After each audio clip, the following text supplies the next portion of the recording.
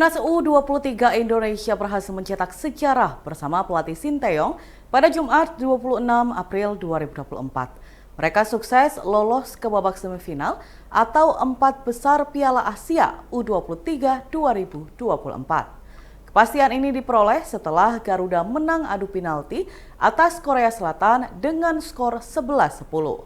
Dilansir dari tribunnews.com, laga antara Korea Selatan versus Timnas U23 Indonesia digelar di Stadion Abdullah bin Khalifa, Doha pada Jumat 26 April dini hari.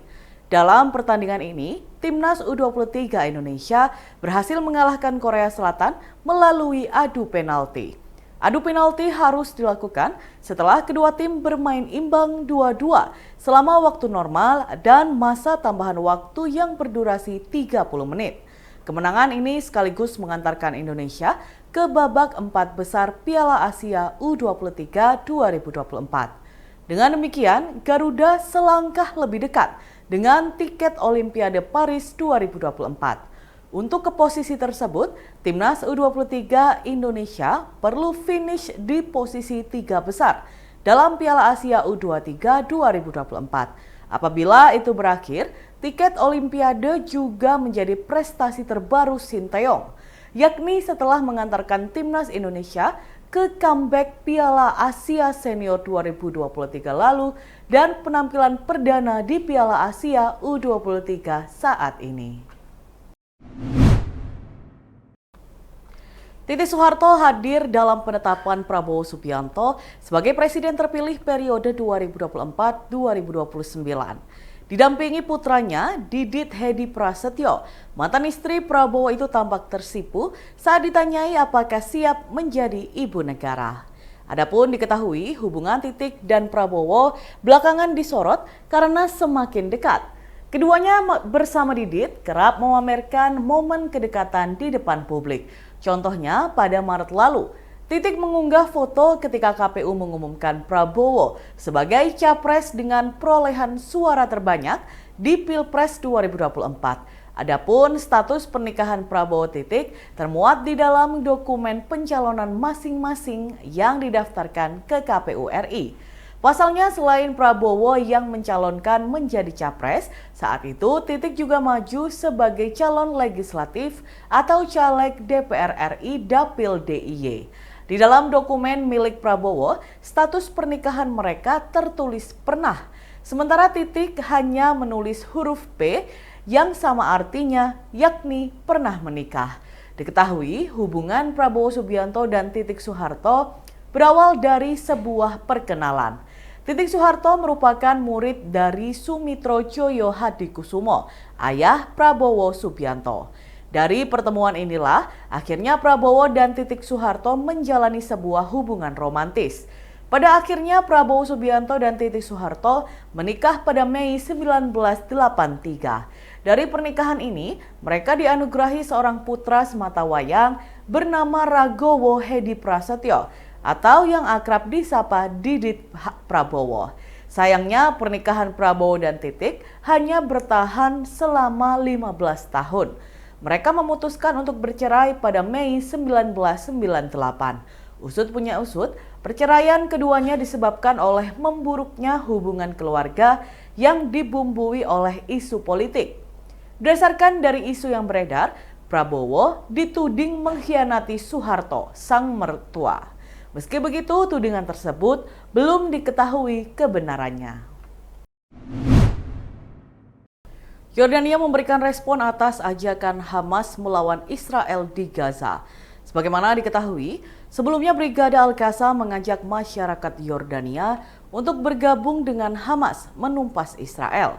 Seruan itu diungkap oleh juru bicara Brigade Al-Qassam, sayap militer Hamas, Abu Ubaidah, dalam pernyataan terbaru pada Kamis 25 April 2024 lalu. Yordania sejauh ini menjadi negara Arab yang secara langsung terseret dalam konflik antara Israel-Palestina serta barisan milisi pendukungnya. Terseretnya Yordania dalam konflik tersebut selain karena faktor geografis dan sejarah, juga karena mereka merupakan pemegang kendali dari Badan Wakaf Pengelola Masjid Al-Aqsa di Al-Quds, Yerusalem. Israel telah melakukan tindakan yang tidak patut terhadap tempat ibadah umat Muslim di daerah tersebut, di mana para pemukim Yahudi ekstremis menyerbu Masjidil Haram Al-Aqsa, Al-Haram Al-Syarif, dan melakukan praktik provokatif yang melanggar kesuciannya. Tindakan itu menuai kecaman dari Kementerian Luar Negeri dan Urusan Ekspatriat Yordania. Dalam pernyataannya, Kementerian Yordania juga mengutuk pemberlakuan pembatasan masuknya jamaah Palestina ke Masjid Al-Aqsa. Diketahui, aksi provokatif kelompok Yahudi ekstremis tersebut dalam beberapa hari belakangan kian masif dan gencar berkenaan dengan perayaan Hari Paskah Yahudi, di mana mereka berniat melakukan persembahan dengan menyembelih hewan kurban sebagai bentuk ritual peribadatan penyucian dari najis. Wali Kota Surakarta Gibran Rakabuming Raka seharusnya mendapatkan tanda kehormatan Satya Lancana Karya Bakti Praja Nugraha pada Kamis 25 April 2024. Namun, nama putra sulung Presiden Jokowi tersebut mendadak hilang dari daftar kepala daerah penerima. Mengutip keputusan Presiden atau Kepres nomor 24 TK tahun 2024, nama Gibran berada di deretan kepala daerah yang mendapat penghargaan prestisius dari Presiden tersebut. Termasuk Gibran, seharusnya ada 15 penerima penghargaan yang mendapat penyematan pada upacara peringatan Hari Otonomi Daerah atau OTODA ke-28 yang berlangsung di Surabaya. Namun, pada acara tersebut hanya ada 14 orang penerima penghargaan yang dipimpin oleh Menteri Dalam Negeri Tito Karnavian mewakili Presiden Joko Widodo. Di antaranya ada Wali Kota Surabaya Eri Cahyadi, Wali Kota Medan Bobi Nasution, hingga Gubernur Jawa Timur periode 2019-2024 Khofifah Indar Parawansa. Dikonfirmasi terkait hal tersebut, Tito membantah bahwa Gibran mendapatkan penghargaan tanda kehormatan Satya Lancana Karya Bakti Praja Nugraha. Menurut Tito, Gibran mendapatkan piagam penghargaan dari Kemendagri. Namun, berbeda dengan Satya Lancana yang berdasarkan keputusan Presiden nomor 24 TK tahun 2024. Piagam penghargaan dari Kemendagri dikeluarkan berdasarkan keputusan Mendagri nomor 100/21766646 tahun 2023. Tidak hanya Gibran, sejumlah pemimpin dari 5 provinsi, 4 kabupaten, dan 10 kota turut mendapatkan apresiasi Kemendagri tersebut. Dalam penyerahan piagam ini, Gibran diwakili oleh pejabat di lingkungan Pemkot Surakarta. Tito mengatakan wakil presiden terpilih tersebut berhalangan hadir karena sedang mengikuti kegiatan di Jakarta. Meskipun tidak hadir, Gibran telah memberikan ucapan terima kasih atas penghargaan yang diberikan oleh Tito. Tito memastikan bahwa ada banyak pertimbangan apresiasi tersebut diberikan. Mendagri melibatkan pihak luar seperti pakar hingga organisasi internasional untuk ikut memberikan penilaian. Tito memaparkan pemberian penghargaan itu diberikan secara objektif, berdasarkan variabel-variabel indikator yang sudah ditentukan, dan masing-masing mereka telah diwawancarai kemudian terpilih. Penilaian didasarkan pada hasil kerja masing-masing daerah selama ini. Ia menegaskan tim penilai bersifat independen dan bisa dipertanggungjawabkan sehingga bukan karena pesanan. Dan Tribuners, berikut kita simak bersama penuturan dari Mendagri Tito Karnavian. Yang cukup baik bersama-sama dengan sejumlah kota, kabupaten, provinsi ya, selama 30 tadi. Saya memahami bahwa Mas Gibran banyak sekali kegiatan. Saya juga hadir kemarin waktu di KPU. Kemudian beliau juga langsung melakukan banyak sekali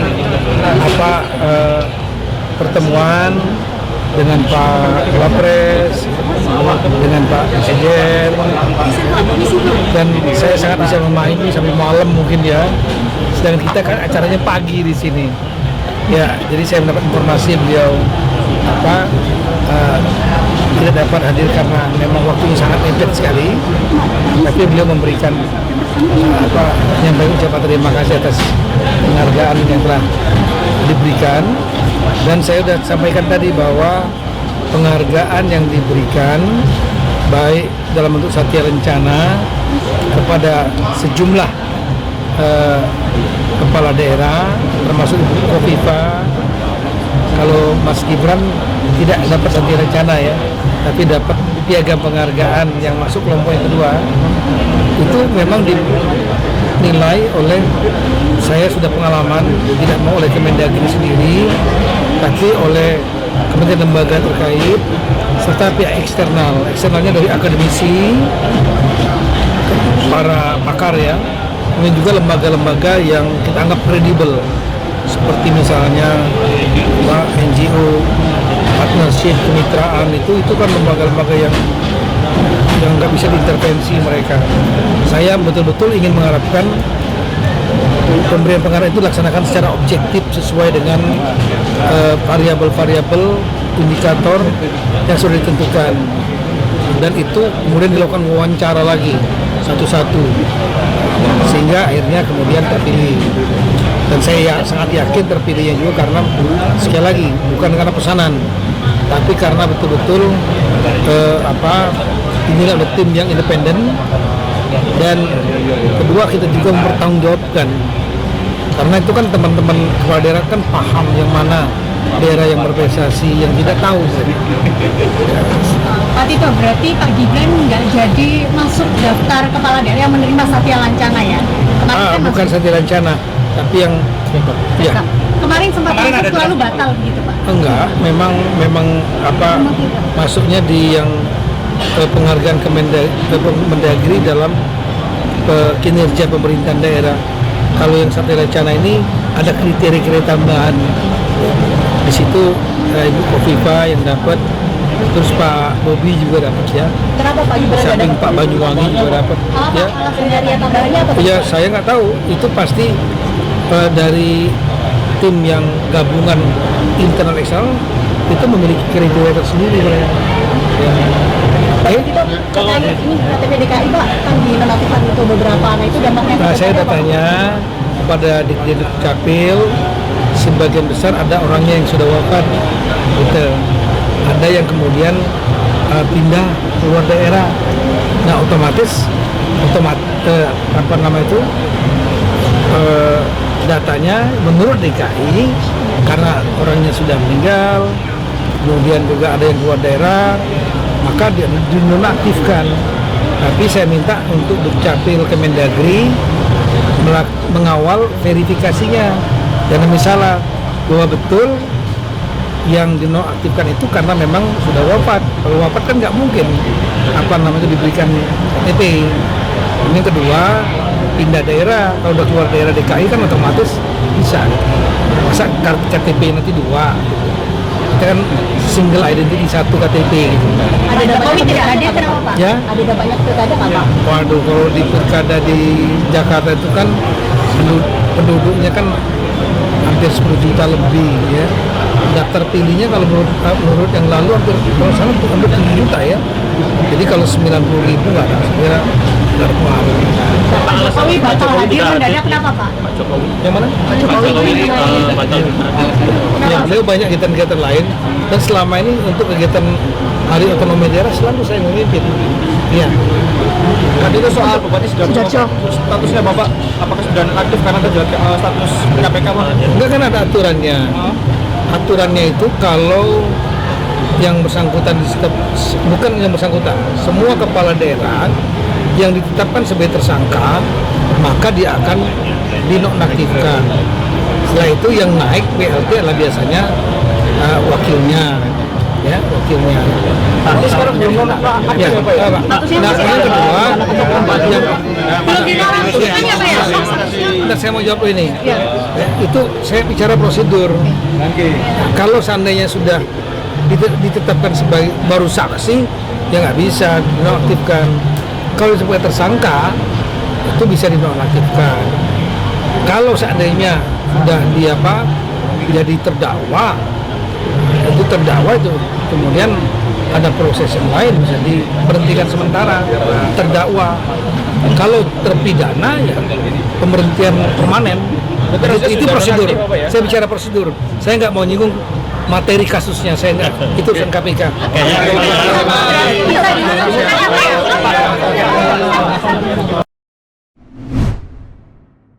Aibda K, 53 tahun, oknum anggota Polsek Sawahan, Polrestabes Surabaya, yang meruda paksa anak tirinya selama 4 tahun resmi berstatus tersangka dan segera menjalani sidang kode etik. Hal tersebut disampaikan oleh Kabid Humas Polda Jatim di sela pelaksanaan Rakernis Humas Polri di Kota Surabaya pada Senin 22 April 2024. Oknum Aibda K sudah dilakukan penahanan di ruang tahanan Mapolres Pelabuhan Tanjung Perak, Surabaya. Sejak kasus pertama kali dilaporkan pada Rabu 3 April 2024. Setelah dilakukan serangkaian penyelidikan dan penyidikan dengan memeriksa korban, saksi, termasuk olah TKP, Aibda K telah resmi berstatus tersangka pada Minggu 21 April. Kemudian, oknum Aibda K telah dijadwalkan untuk menjalani sidang kode etik Polri dalam waktu dekat. Dirmanto menjelaskan, sidang internal tersebut akan menentukan kelayakan oknum Aibda K menyandang status sebagai anggota Polri dengan menimbang perbuatan hukumnya. Saat disinggung mengenai potensi oknum Aibda K akan dipecat atau diberhentikan tidak dengan hormat atau PTDH, Dirmanto menyebutkan kewenangan tersebut berada pada Majelis Hakim Persidangan Etik Internal Polri. Diberitakan sebelumnya, seorang pelajar perempuan kelas 3 SMP berinisial AAS 15 tahun menjadi korban kekerasan seksual dari ayah tirinya yang berprofesi sebagai anggota polisi di Surabaya, yakni Aibda K, 53 tahun.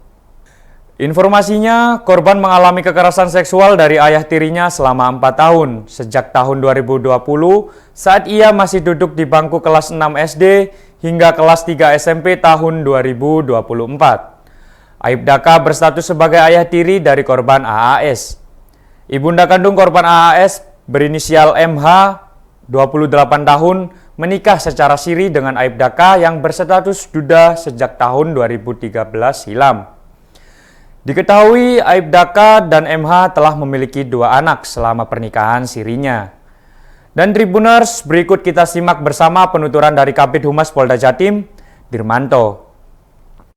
Terkait kasus dugaan asusila yang dilakukan oleh salah satu oknum anggota yang berdinas di salah satu polsek wilayah Polrestabes Surabaya, Bapak Kapolda Jawa Timur, Irjen Pol Dr. Andes Imam Sugianto MSI sudah memerintahkan jajaran untuk melakukan tindakan tegas terhadap anggota yang melakukan pelanggaran tersebut. Yang pertama tentunya kami sampaikan bahwa yang bersangkutan sekarang sudah dilakukan penahanan di Rutan Polres Tanjung Perak. Selanjutnya terus akan dilakukan pemeriksaan kepada yang bersangkutan. Kemudian yang kedua juga perlu kami sampaikan bahwa saat ini juga karena yang bersangkutan merupakan anggota salah satu polsek di Polrestabes Surabaya, tim Propam Polda Jawa Timur dan Polrestabes Surabaya juga sudah bekerja untuk memeriksa terkait dengan kode etik. Saat ini sedang berjalan. Dan apakah anggota ini nanti bisa dilakukan PTDH? Ya sekarang kan masih dalam pemeriksaan. Ya nanti kita tunggu saja bagaimana hasilnya. Ya. Tahan ini artinya statusnya tersangka. Sudah dinyatakan tersangka. Ya. Korbannya ini siapa nanti? Korbannya adalah anak yang ikut. Anak tiri yang ikut daripada yang bersangkutan. Jelang liburan, Lembaga Belajar Bahasa Inggris, English First atau EF, menggayat anak-anak usia sekolah untuk mengikuti program Holiday Academy, yaitu program tahunan untuk mengisi waktu libur dengan belajar bahasa Inggris melalui berbagai kegiatan selama 10 hari secara intensif. Center Director EF Galaxy Mall Surabaya, Ayustin Efri, mengatakan program tahunan ini selalu mendapat respon positif dari orang tua maupun anak-anak. Para peserta merupakan anak-anak dari usia 3 tahun hingga 17 tahun. Namun diakui Ayustin, mayoritas peserta Holiday Academy atau HOLAC ini ada di usia anak sekolah SD atau antara 6 hingga 12 tahun. Untuk materi kegiatan selama Holek, John Brotherton, Senior Teaching Manager IF Galaxy Mall Surabaya, menambahkan Holek merupakan program yang dirancang khusus dengan kurikulum dan materi yang disesuaikan minat dan bakat anak, serta bertujuan mengisi masa libur sekolah. Program pilihan yang dimaksud adalah Storytellers, Phonics on Stage, Adventure in English, dan Future Ready.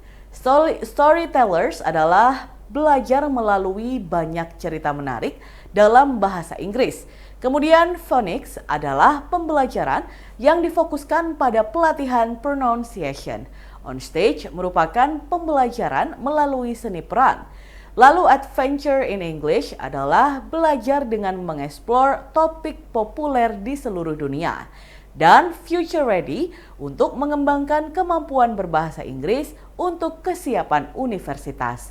Senior Teacher IF Galaxy Mall Surabaya, Masyitah Mukadar mengakui para peserta Holek mayoritas adalah siswa baru. Selain kegiatan selama program, di akhir pembelajaran peserta juga mendapat kesempatan tampil dalam graduation atau kelulusan program. Kegiatan ini digelar bersama siswa cabang IF lainnya dan biasanya secara terbuka di Atrium Mall. Untuk biaya mengikuti program Holek dimulai dari harga Rp1 juta hingga Rp1,7 juta yang disesuaikan dengan minat dan kemampuan anak-anak.